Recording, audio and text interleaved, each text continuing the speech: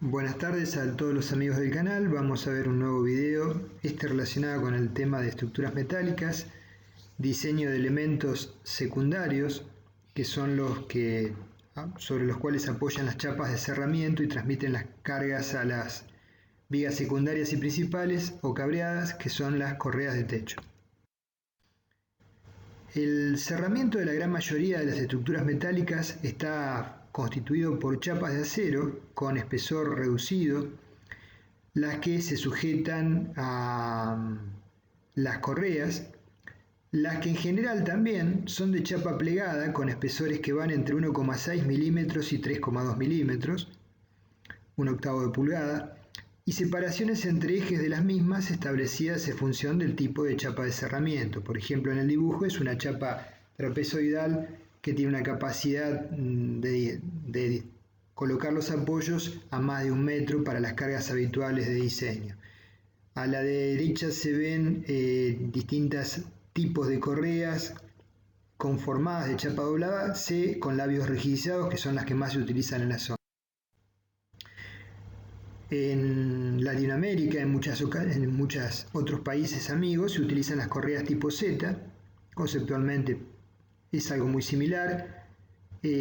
Tanto unas como otras se intentan definir apoyadas sobre los nudos de las cabreadas, de tal forma de transmitir la carga que actúa sobre la chapa de cerramiento, peso propio, sobrecargas de uso LR, sobrecargas de nieve o hielo, S o sobrecargas o cargas de viento omega, transmitiendo cargas concentradas a los nudos de la cabreada, no generando flexión en las mismas. Eso sería lo ideal. Las separaciones entre ejes de correas en general depende del tipo de chapa de cerramiento. Lo más habitual es entre 1 metro y 1,60 m, según el tipo de chapa, sinusoidal, acanalada, trapezoidal, y la intensidad también de las sobrecargas climáticas, nieve, hielo y viento. Si estamos en una zona cordillerana donde la nieve supera los 200 kilos por metro cuadrado de sobrecarga no mayorada, naturalmente esta nos va a limitar la separación.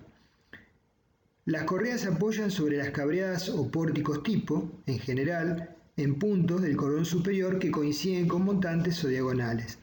De esta forma, se trata de evitar la generación de flexión en esos cordones, que, como vamos a ver en los próximos videos de flexión compuesta, generarían una disminución en la capacidad resistente del cordón y, por lo tanto, un diseño menos económico. Con respecto a la modulación de las cabreadas o pórticos, oscila entre los 3,50 m a los 7 metros. A medida que dicho módulo es mayor, la luz entre apoyos de las correas también son mayores, y como se calculan usualmente y se construyen como simplemente apoyadas, las solicitaciones y secciones requeridas son directamente proporcionales a la distancia entre apoyos. Acá vemos una cubierta industrial que está en etapa de finalización, donde ya están colocadas las cabreadas, las correas, los elementos de hilación del techo y las chapas de cerramiento laterales y de techo, observando que coinciden las correas con los nudos de las cabreadas, montantes o diagonales, evitando generar la flexión sobre ese cordón. Acá vemos en otra estructura, en etapa constructiva, por un lado los sujetacorreas, que son los elementos que vinculan las cabreadas principales con las correas, en este caso abulonadas, y adicionalmente se observan las correas con una modulación entre 1 metro y 1,40 m, que coinciden también con montantes o diagonales de las cabreadas. Acá se visualizan los sujetacorreas. Entonces, lo deseable es definir la modulación entre ejes de correas tal que apoyan sobre nudos, ¿sí? El caso de la izquierda. El caso de la derecha solamente es razonable cuando, por la configuración de la cabreada o pórtico, la distancia entre montantes es excesiva, supera los 2 metros, y entonces se vuelve inevitable la colocación de una correa intermedia, ¿sí? Entonces, como consecuencia de eso, el cordón tendrá que ser, no nos olvidemos, dimensionado a los esfuerzos axiles de compresión o tracción según el signo de las cargas, y aparte momentos flectores. Abajo vemos un esquema en un pórtico metálico de los sujetacorreas. Por ejemplo, si definiéramos un pórtico de este tipo, conformado los cordones, supongamos, por hierro ángulo y las diagonales y montantes también, o podría haber sido por otro material, por otra configuración de sección de acero, trataríamos de que los módulos de techo y laterales sean tales que sobre los módulos de techo la separación entre nudos esté entre el metro y el metro 50, de tal forma de apoyar una correa sobre cada punto marcado en redondo, que sería un nudo, evitando así la flexión.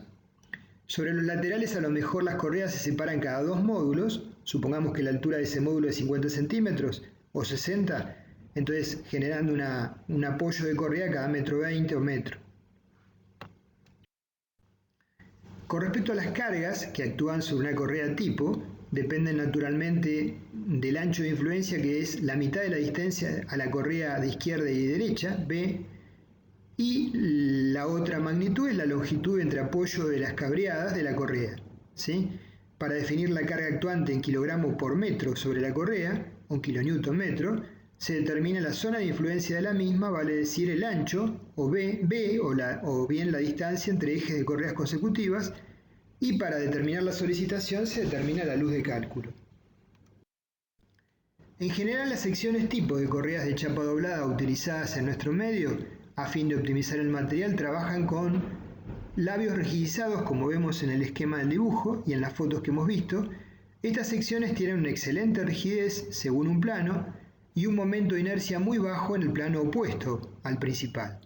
Por ello, cuando las cargas gravitatorias, tales como peso propio, sobrecargas de nieve, básicamente las sobrecargas de nieve, son importantes, y a fin de reducir la luz de cálculo de las solicitaciones según el eje menor de inercia, paralelo a la chapa de cerramiento, se colocan unos elementos particulares que se denominan tillas, ¿sí? Las tillas, acá hay un esquema de cómo podrían ir. Vamos a ver que son puntos de apoyo, ¿sí? Para las correas en ese plano. Las tillas, por ejemplo, en este caso están colocadas en el centro de la luz, en el plano de la chapa de cerramiento. Entonces las correas, según el plano principal, el eje gravitatorio, la distancia entre apoyos para calcular el momento sería la distancia entre pórticos, L. Y en el plano de la chapa, en el eje de menor inercia, sería L sobre 2 según el esquema que vemos. La solución 1 o 2. O sea, las llamadas tillas son apoyos intermedios tipo apoyos elásticos que reducen la luz en el plano de menor rigidez de la correa y por ende reducen los momentos flectores actuantes en ese plano y por lo tanto permiten optimizar el diseño. Acá vemos un esquema de tillas en los tercios. Cuando las cargas son más importantes, en lugar de colocar una tilla en el centro de la luz, se pueden colocar, como el dibujo de arriba de la izquierda, tillas en los tercios. Entonces, para el momento, para cargas gravitatorias, los momentos flectores sobre la correa siguen dependiendo de la luz L. Ahora, la componente que se descompone de cargas gravitatorias según el plano de la chapa, paralelo al plano de la chapa, o paralelo a la tilla, la luz de cálculo va a ser L sobre 3. Con respecto a las correas laterales de cerramiento lateral, pasa exactamente lo mismo con respecto al peso propio de la chapa. Si colocamos una tilla en el centro de la luz, en el plano, por ejemplo, de la correa de la izquierda, tipo C, que es la más frecuentemente utilizada, en la dirección X, la inercia respecto de Y es muy baja. Entonces, la longitud entre apoyos, en el plano de la chapa, sería la longitud L sobre 2. Las tillas tienen que ser T1, dimensionadas para tomar el peso propio de la chapa de la zona rayada, ¿sí? La zona de influencia. A la derecha de arriba vemos un esquema de cómo podrían ser ubicadas las tillas. Y abajo vemos distintos tipos de correas de cerramiento, de la Z, que se utiliza mucho en América Central, o las tipo C, que se utiliza mucho en los países de acá del sur. Bueno, independientemente de las tillas, acá vemos también un dispositivo de rigidización del techo, puntales y cruces. En presencia de fuertes cargas de nieve y pendientes del techo adecuadas, entonces podemos colocar una tilla en el centro de la luz o dos tillas en los tercios, simulando de esta forma apoyos elásticos en el plano de cerramiento, como vemos en el dibujo de la derecha. Solo sirven como apoyos en el plano XZ, ¿sí?, del dibujo superior marcado con asterisco. Para el plano principal y Z, la luz de cálculos, como dijimos, es la luz L entre correas. Correas típicas, secciones 100 por 50 por 20 por 1,6 en milímetros, hasta 160, 60, 20, 3,2 milímetros. El primer número es la altura de la correa, el segundo número es el ancho del nervio superior e inferior, el tercer número es el labio organizador, la magnitud, y el último número es el espesor en milímetros. La modulación entre montantes para apoyo de cabreadas, entonces tenemos que intentar que se corresponda con la coincidencia de las cabreadas que apoyan para evitar lo que ya dijimos, los momentos flexibles.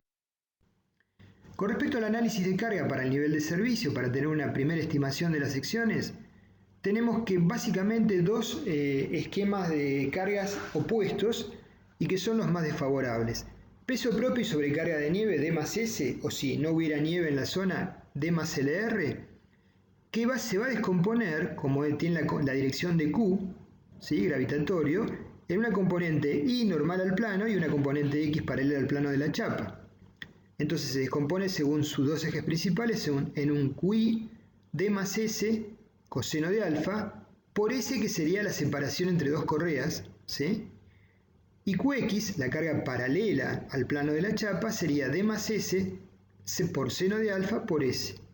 Entonces, S separación entre eje de correas y alfa es el ángulo que forma en el plano de cerramiento con la horizontal. Para la otra situación opuesta, peso propio D y viento omega, tenemos que Q sub I es omega por S menos D por S coseno de alfa. Normalmente es negativo succión. Y Q sub X es D por S seno de alfa, que es una componente menor en este caso, y a veces puede ser despreciable. Se verifican las tensiones para al menos dos combinaciones de carga, peso propio más sobrecarga, que podemos llamar estado 1, D más S, y la restante combinación peso propio y viento. Entonces, para la primera situación, peso propio más sobrecarga LR o nieve, tenemos que MI es Q por S coseno de alfa por L cuadrado sobre 8, porque la correa es simplemente apoyada. Y MX, si no hay tillas, sería Q por S seno de alfa por L cuadrado sobre 8. La tensión debe ser, para el nivel de carga de servicio, la tensión admisible, menor o igual que MI sobre el módulo resistente según I más MX sobre el módulo resistente según X, que es muy pequeño, menor o igual que F admisible, que es igual a la tensión de fluencia sobre el coeficiente de seguridad correspondiente. Luego verificamos para el estado 2, peso propio más viento, D más W, MI es omega por S, negativo, menos D por S coseno de alfa por L cuadrado sobre 8, y en el sentido del eje de la chapa, MX D por S seno de alfa por L cuadrado sobre 8, y se verifican las tensiones F2 de la misma manera. Si la componente D fuera producida frente a las restantes, podemos partir de la segunda de las ecuaciones, estado 2, ¿sí?, no considerando el segundo término de mx sobre omega x, y despejar el omega i de la segunda ecuación, ¿sí?, el omega i requerido. Y luego con ese omega i requerido buscar una correa adecuada y reemplazar en la ecuación 1 y verificar en la ecuación 2 con los dos términos. Recordando lo indicado para las tillas que permiten reducir las luces de cálculo en el plano de cerramiento, adicionalmente tenemos que verificar las flechas para las condiciones de servicio. Por supuesto que esto dependerá de las condiciones particulares del cerramiento, pero en general se debe cumplir que para el nivel de carga de servicio la flecha sea menor o igual que L sobre 250, donde L es la luz de las correas entrecabreadas. Si las situaciones son más exigentes, por ejemplo hay un cielo raso suspendido o equipos o sistemas que pueden ser dañados por las deformaciones de las correas, se puede limitar a L sobre 300, la flecha. Como comentario final, nosotros si trabajamos con correas tipo C vamos a tener un pequeño inconveniente. ¿Dónde aplicamos las cargas y dónde está ubicado el centro de corte? Entonces, los aspectos rigurosos de su diseño se plantean en otro reglamento particular que en nuestro país es el 303/2009, que trata del diseño de elementos conformados por chapa doblada, y los veremos en otro video más adelante. No obstante, solo vamos a mostrar un croquis con las fuerzas actuantes para visualizar las solicitaciones que en una correa típica de cerramiento se van a generar. Si la geometría de la correa es tal que la resultante pasa por el centro de corte, se produce flexión sin torsión. ¿Sí? El centro de corte es el punto particular que aplicada una carga en la viga se flexiona sin sufrir torsión. Si no ocurre ello, como en la correa tipo C, se produce una flexión asociada con torsión. En las correas de chapa doblada de techo tipo C, se puede suponer que las cargas derivadas del peso propio y sobrecarga se transmiten a través del alma, ¿sí? O sea, que la chapa apoya en el alma de la misma, sobre un eje de cargas en correspondencia con la misma. Entonces Q se transmite a través del alma, suponemos. Ahora, en una correa tipo C, el centro de corte no está ubicado en el baricentro de la correa, sino hacia la izquierda del mismo, una distancia m. Entonces, para la situación real de cargas, Q apoyada sobre el eje del alma, es equivalente a transmitir la carga Q al centro de corte, el dibujo de la derecha, y aplicar un par de fuerzas QH que por H equilibran el momento torsor de Q por M. ¿Sí? En realidad, si estamos poniendo acciones, reemplazan ese momento torsor. Por su parte, cuando lo que domina es el viento, la carga es negativa, la carga se transmite a través de la vinculación de los tornillos con el ala de la correa. Podemos suponer que esos tornillos están ubicados en una posición diferente, a mitad del ancho del ala, en B/2. Entonces tenemos el dibujo de la izquierda, la carga Q es ascendente, en B/2. Ahora la distancia al centro de corte es M más B/2. Entonces, los valores de QH para equilibrar la acción serían Q, que multiplica M más B/2 menos T/2, el espesor de la correa, sobre H. ¿Sí? Entonces, adicionando este par de fuerzas aparte de la carga Q, es una forma solo simplificada de evaluar esta situación de que la carga no pasa por el centro de corte. Ensayos de perfiles, considerando que el punto de aplicación de la carga no coincide con el centro de corte, realizados por el ingeniero Daneman, por ejemplo, muestran una foto como esta, donde se produce un giro asociado y la falla del perfil fue por compresión local en el centro del perfil, en el borde del ala con el alma, y se presentó para un momento flector, fíjense, de un valor aproximadamente 40% de la capacidad teórica nominal, con apoyos tipo horquilla. Quiere decir que esta excentricidad respecto del punto de aplicación de la carga del centro de cortes no es en absoluto despreciable, ¿sí? No es para nada despreciable. El código AISI reduce la capacidad de carga mediante un coeficiente R para considerar en forma aproximada este fenómeno, donde el coeficiente R es igual a las solicitaciones de flexión en la viga dividido las solicitaciones de flexión más las de torsión. Entonces, naturalmente, si analizamos en forma aproximada la viga, ignorando la excentricidad de corte, solo tenemos tensiones de flexión. Ahora, si consideramos el efecto completo, tenemos ambas, flexión y torsión. Por lo tanto, R es menor que 1. Los efectos de la torsión se consideran por las tensiones de alabeo, dado que se adopta el criterio de ignorar las tensiones de torsión de San Venant en perfiles delgados abiertos. Una de las condiciones para considerar la fijación de la chapa de cubierta al perfil garantiza el no desplazamiento lateral del ala comprimida y el impedimento de la torsión del perfil es que la fijación se realice con tornillos autoperforantes autorroscantes ubicados en el valle de plegado, en chapas trapezoidales. Bajo esta condición de succión por viento, la condición de la correa sería que su cordón comprimido se vería limitado en su tendencia al pandeo lateral por el ala traccionado vinculada a la chapa de cerramiento. Esto se verá en detalle cuando estudiemos chapa de plegada solicitada flexión. Entonces acá vemos chapas de cerramiento, pero que están vinculadas no por el valle, sino por la zona más alta, la cumbrera de la chapa. Si la chapa sinusoidal que se fija se lo hace en la cresta para evitar el ingreso de agua de lluvia, no constituiría un plano rígido para evitar el pandeo lateral de las correas. Y esto es lo más frecuente, ¿sí? Bueno, esta fue una primera presentación del tema. Espero que nos sigan acompañando. Gracias por todo y cuídense mucho.